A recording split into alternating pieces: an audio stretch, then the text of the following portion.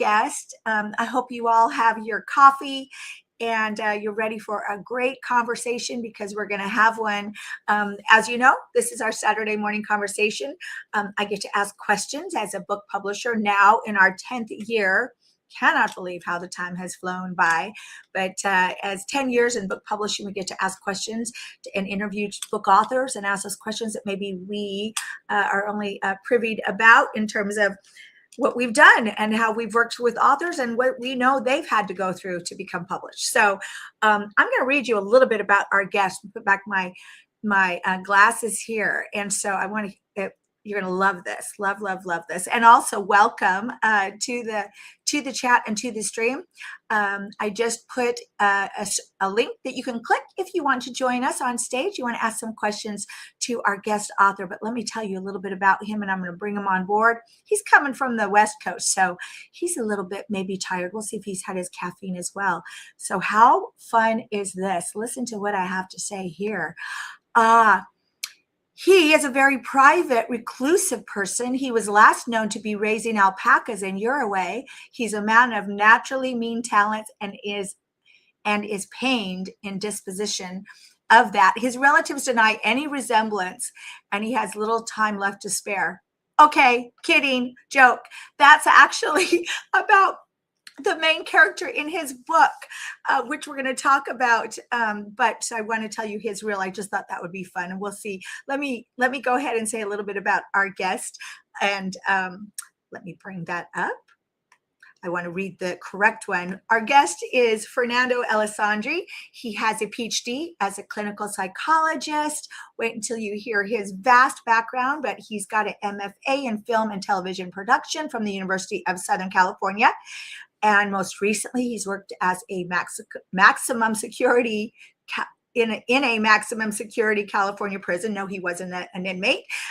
He's also worked as a New York forensic hospitals and in various clinics serving military veterans and couples and regular folks. But this year is when he published his first novel, Agent. Boy, I'm really messing this up. Angel Bigglesby, Not Dead Yet, a comedy satire. So I hope he'll forgive me as I bring him up because I really messed up a lot of that. I just had such a fun time. Let's bring him up to stage. Hi, good morning, Fernando Alessandri. Thanks for being here. Good morning, Lisa. I'm very excited to talk about this. The book is very... What you're showing is that my brain goes in so many directions and it's hard to keep up with sometimes, but let's have some fun with it. We are going to, and I just was cracking my own self up, right, about about talking about your main character, and I thought maybe you'd think, what is she doing? She's talking about Angel Bigglesby, not me. But I just thought that was so funny. And when I was reading the summary of your book, which is so important, maybe we'll start there. I appreciate it, and congratulations. It's quite a feat. Anyone that has published a book knows it's a lot bigger task than you thought. Would you agree with that? Oh, my goodness. Yes.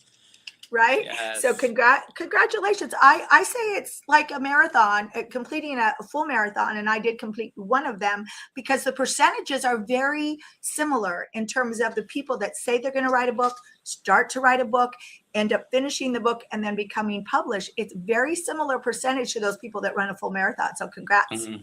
Thank you. Yeah. You're welcome. Okay. So gosh, where do we start? Well, first of all, I was looking through in preparing for this interview today, and you've lived in Minnesota, Texas, Virginia, California. Tell us a little bit of a better bio than what I gave about your background and what you've done. Yeah. So let me give the summary. So my parents are originally from Chile. They came to the U.S. They settled in New York. I was born there, number 7 of 9 kids. I always had a creative passion. I found a movie camera in a cabinet. I brought it back to life. This is in the 70s, around 1980. But then my father buys a real video camera. I just become passionate about making movies, but I was afraid to major in it, study it. So I went into other things. But eventually I did go to film school because I was in LA. My advertising career wasn't going anywhere. So I go to film school. I work in the industry, but it's not what I wanted to do. I was answering phones for a producer. So I switched at age 39. I said, it's not too late. I'm going to switch. And I became a clinical psychologist. And then I ended up in a family situation that had me bouncing all over. So I co-parent my son, and that just had me zigzagging from San Diego to DC to Dallas to New York, back to California, and 2 locations in California now. But I reconnected with my passion for writing because so many of these things fail. I had been writing scripts, trying to be in the industry, and I would see things like mine get made. I always knew I had the right pulse.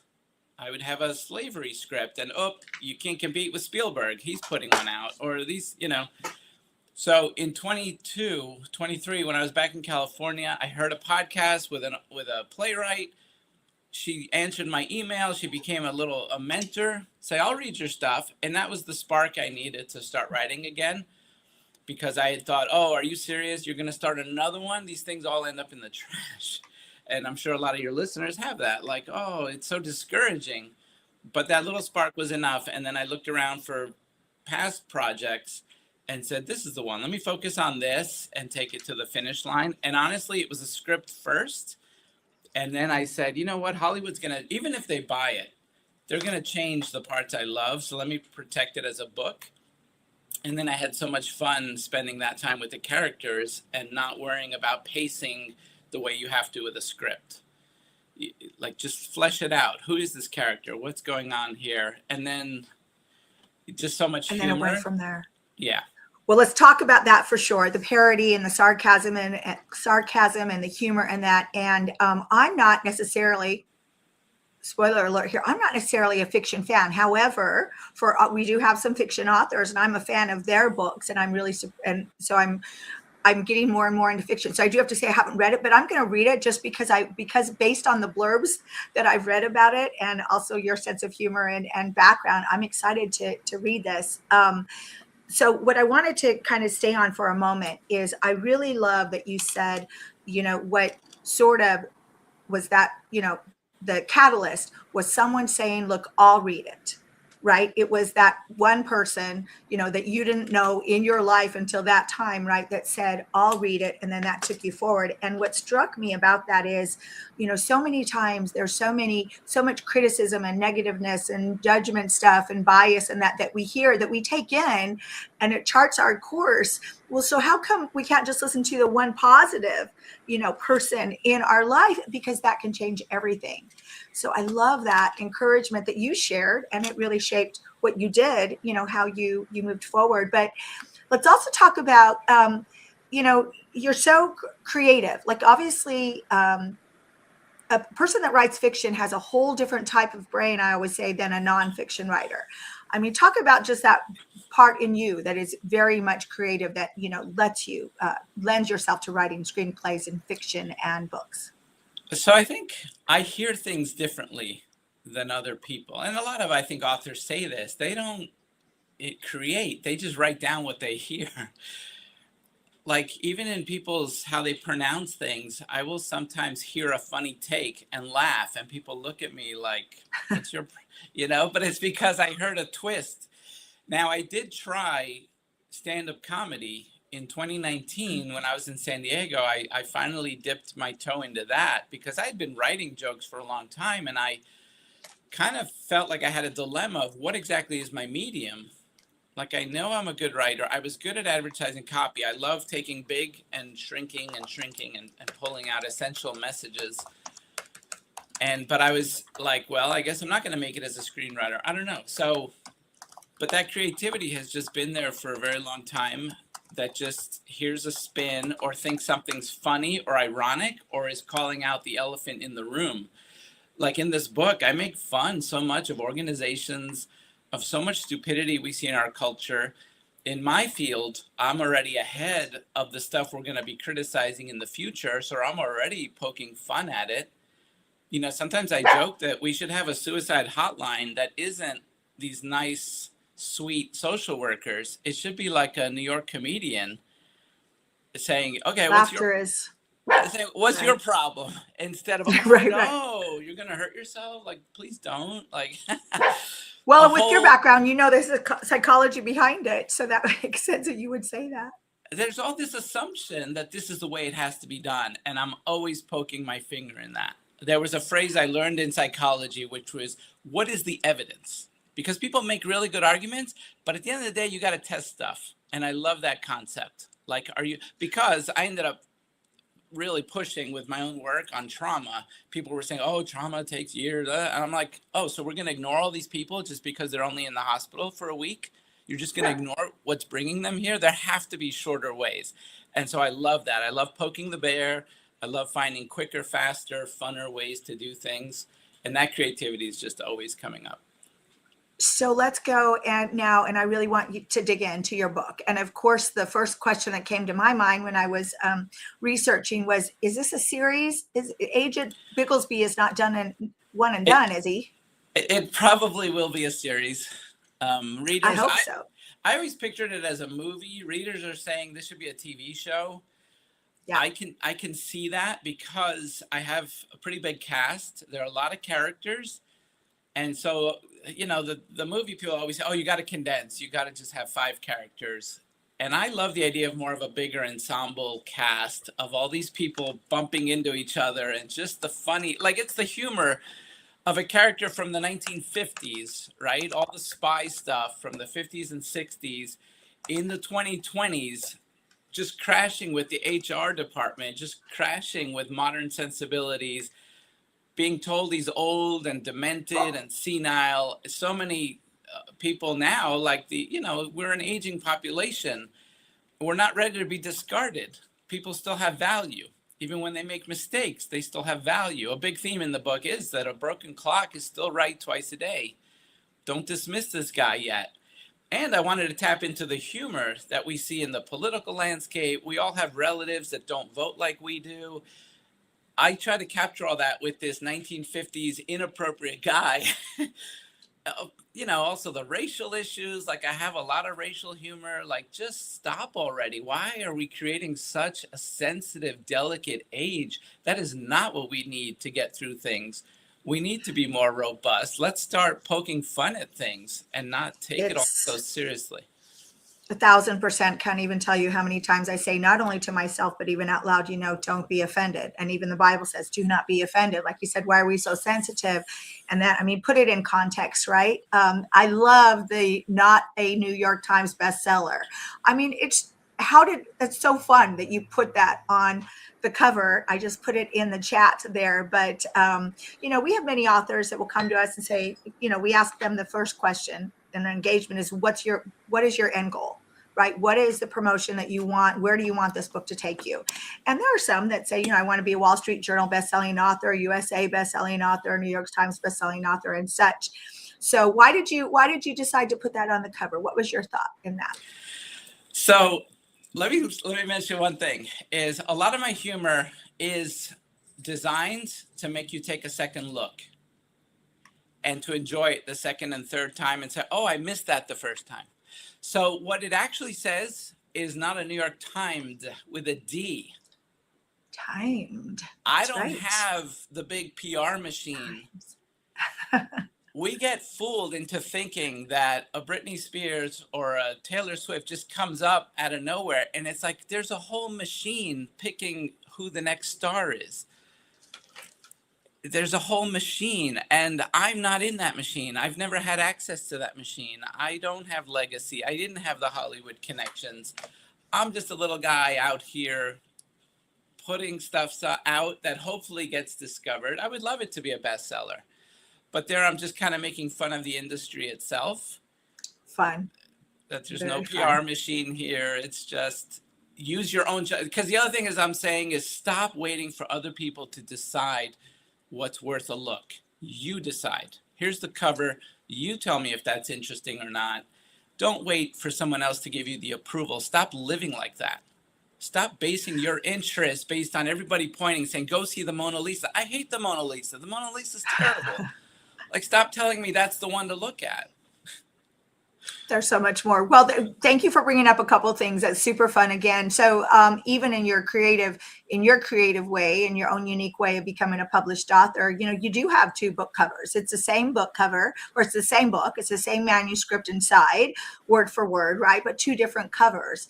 So I just want to make sure everyone sees that. And that's super fun that you decided to work to bring it out that way, to brand your book that way. The other important point is you might be watching the stream and say, who is James P. Rochester? I thought we were talking to Fernando. Well, we are. So explain to us why you decided to write this. I'll say kind of a little old school way, and then I'll give you my take on a pen name. Why did you decide to do that? So let me tell that story too, because you talked about the challenges of publishing and who actually makes it to the finish line. So I'm glad, I want to expand on this because I don't want to take credit for something that's not 100% mine. So this project actually began by a friend who wants to remain nameless, he's gone on in life. We were both struggling in Hollywood in the early 2000s.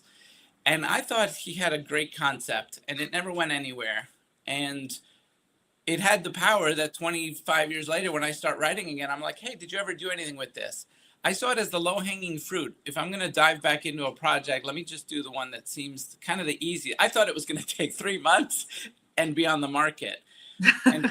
And he was like, yeah, have at it. So it was his idea. So that was already the idea why I shouldn't use my name. So it's more like a brand. He doesn't want to be named, but I want to give honor that there was someone else involved. So it's not just Fernando Alessandri. It's, so James P. Rochester became the brand, and then we created the joke of he's raising alpacas in Uruguay. Right. Like just a funny, bizarre thing. But then I also want to give credit that as I have stumbled through this and looking for my medium and not having the initial confidence, I actually said yes to some ghostwriters at first. Where it's like, okay, I have the script. I need to make this in a book. I don't know anything about books. And these people kept, soliciting, and they got the price so low that I was like, okay, why not? For $600? Sure, take the script and make it a book. And they were terrible. Yes. They were so bad. They couldn't even do that. But I said, okay, I've invested, at least get something out of them. Oh, I know, they're going to be my secretaries. They're going to be that annoying person that every Wednesday is going to contact me, and I better have progress. And then it was great. It worked that way. And so I used it to my advantage and say, never mind, I'll do the writing. You proofread. And it was just it was such a frustrating experience. But because it took so long, and then they wanted to charge more when I was like, oh, there's this conference coming up. I want to be ready for that. They're like, oh, there's a fee. I'm like, never mind the conference. The fact that they stretched it out worked to their disadvantage because I was becoming more and more educated. Right. Because it's overwhelming, the amount to learn, you just can't. But if you trust the process and say, I'm going to learn this, if I give it all this time, little by little, it's all sinking in. You learn to do the formatting. You learn to do Amazon Kindle, how to upload it. And then I always put it somewhere else too, because I don't trust the big companies. I had a bad experience with Etsy where they just take you down over a misunderstanding. And I got put back up, but I was like, never again. I got to create Fern Factor and have my own thing. Amazon is a limited, I don't know when they're going to pull it. So it's also on Lulu and Ingram Spark. It's on the thing that bookstores buy from. But if one of them gets offended and takes me down, I need to protect myself and have it available in other places. There's so much that you told us there that I want to unpack a bit to people that are watching the show, because people that watch the show are aspiring, for the most part, they're aspiring book authors, right? So first of all, you said something so important. In fact, we had a client decide not to, she'd been working with us, but she didn't trust the process. She didn't know the process. She only got 3.5 months in. We were just barely starting to work, on helping her with the manuscript. And, everyone has these different, and she was a debut author. She didn't trust the process. And I tried to communicate that to her. But at the end of the day, either you do or you don't. And I hope that she ends up publishing her book. And I've had, we've been in business 10 years. I've had 200 some book clients, right? And I've had clients that have done and stepped away for whatever reason and still 10 years later haven't published that book. So my wish is, I hope that people find a process they do trust. But thank you for unpacking that. What I also loved that I heard that happens quite often is you said, you kind of got it. You kind of understood how to write, as you started to work through how to work on things, your ghostwriters became your editors, so to speak, which is very important. And for years, we wouldn't even say we'd work with ghostwriters because I never wanted their content, right? We always wanted the book author's original content. But yes, we have highly skilled content editors, right? And highly skilled developmental editors that have a writer's background so that we can marry the two. And Very important, I think, for people to understand that difference. and if I can say, Yes. I'm not Yes.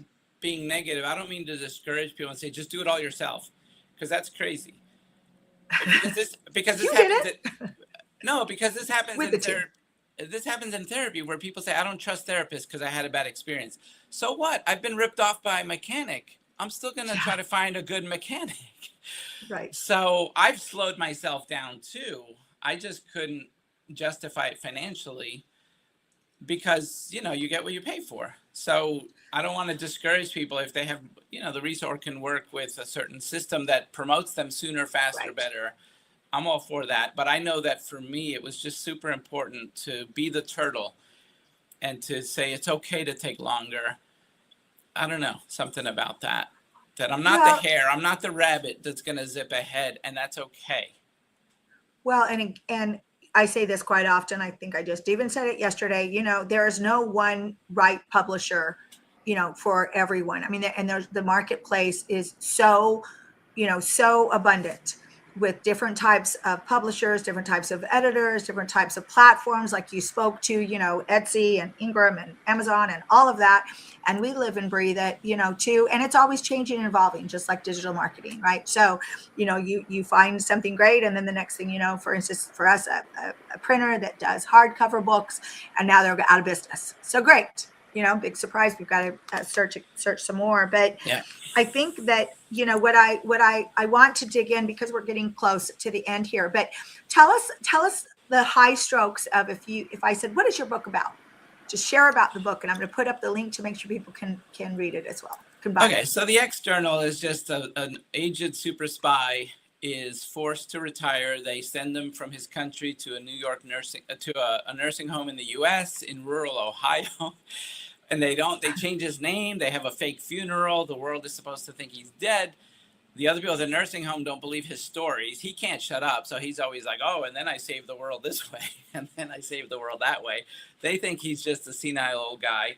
But he's not wrong. By the end of the first act, the danger shows up and he leaves the nursing home. He's on the run. And early on is introduced the idea of senior scams. And he's like, but I'm not even a senior. Like, he just thinks they're idiots. But then he ends up wanting to help with a senior scam because it puts him on a cruise with a young lady. He's old and gross, but he's still flirting with the 20-year-olds. It's just like all these funny things that the movies leave out that I comment on. We're post Me Too. We're post Weinstein, Epstein, all these people. Like, come on, let's include this in our storytelling. A spoiler, he's probably got some kids out there. All these women didn't die. Like, some of them got pregnant and had kids, and now they are showing up. So there's it's peppered with a lot of fun. People showing up from the past. A broken clock is still right twice a day. He may not be right about who the scammers are, but he saves the day anyway. And I have some stuff in there that Hollywood would take out. There is a little bit of like a cult leader where you think he's the bad guy. I don't want to say too much, but there's funny where I try to really have good social value, and I want it to be something that a whole family could enjoy, from the grandparents all the way down to, 8th graders together, and everybody kind of be laughing along. Well, and thanks for sharing that part. It's important. It's not only, what is the niche and your primary reader, right, that you're focusing on, always in terms of your book marketing and promotion, but it's then, okay, what's the sub reader? So you said, it is a YA, genre book. It is a family. It is for the fiction lover. It is for, all the different backgrounds of people that like to read fictions, mystery, suspense. And so when I asked you, is this part of a series? To me, it's called a book sleeve, right? It's definitely a sleeve. Are you kidding me? I think you've got your minimal sleeve for fiction, which is 7 books. So I hope you're writing more and more and more. Well, let me ask you the last question because we're right down to the wire here with 5 minutes. I always like to ask my authors, what would you say to that person that's watching, and maybe, some creative big brain person like yourself that has, so creative and has this fiction story and maybe start, stop, or maybe even work with the publisher and didn't trust the process and the book is just the manuscript sitting on his PC. What would you say to that person based on your experience? I mean, you need feedback. So you need to have that one person, someone that's going to read it and be honest with you, but not just negative. So like my sister went through the original manuscript and put little smiley faces so that I would know which jokes are working. Like, oh, she laughed here, she laughed there. Okay. That was super important because you can be delusional. You could think your stuff's great, but you need some feedback. You need some feedback and not. But again, I also had to separate hobby. I had to have a day job. And let me make sure I'm not gambling on this as the thing that absolutely has to work and I'm going to live in a van until it happens. Like I think it helped me to discipline it as a hobby. It was so fun to get to in my spare time, and I would create spare time. But it was so fun, and it just has to proceed that way. Otherwise you go a little crazy, I think. So I say keep going, but keep figuring out, are you sure this is the right medium? That's why I dabbled with stand-up. I make t-shirts. Fern Factor is more for the t-shirts because I realized some of these things are just 2-word t-shirts or something. Like you go figuring out, where does my writing belong? What is the actual medium? It may not be what I originally set out to do. So keep that openness, look for the feedback, but look for encouragement. If it's what you love to do, like then it doesn't matter if only 3 people like it. Van Gogh That's right. did it. Van Gogh did it because he loved to do art. It didn't succeed till he was, after he died. That's right. If your only fan is yourself, that's good enough, right? But it only takes one.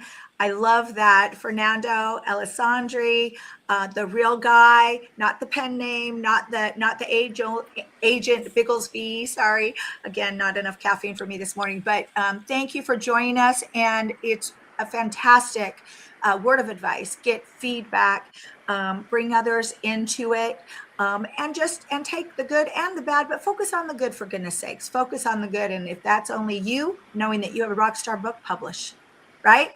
Yeah. So thank you for being our guest on Now Conversations. Thank you for joining me, and if you'd like some information about book publishing, CEO Book Publishing is all you need. Thank you. Thank you so much. Thank you, Lisa. That was thank you.